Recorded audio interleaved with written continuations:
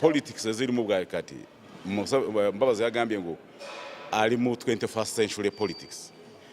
Really, it is not addressing a public rally. Tayogera ku rally. Takolesa radio, takolesa mawulire goka. Ali ku social media. Social media ngo tena bakonone ebintu odamu mu bwangu. You must make appropriate and immediate response. That's why the president did it. Tekina buzibu nakamu.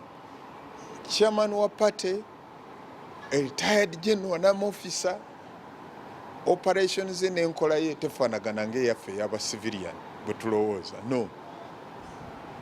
It's action oriented. Oba ntegeeza nti boboogera ku kintu nga gwe okikulira oteeka okukiweeyinga ate n'okola decision. Kati okukomentinga ku former secretary general ow'ekibiina kya NRM as the president wa national chairman of NRM ate yali former prime minister tekibeera kikyamu nakamu. Ekyo kitegeeza president yasanze ngu ababadde baagala kumuddamu tebamuzemu ekimala.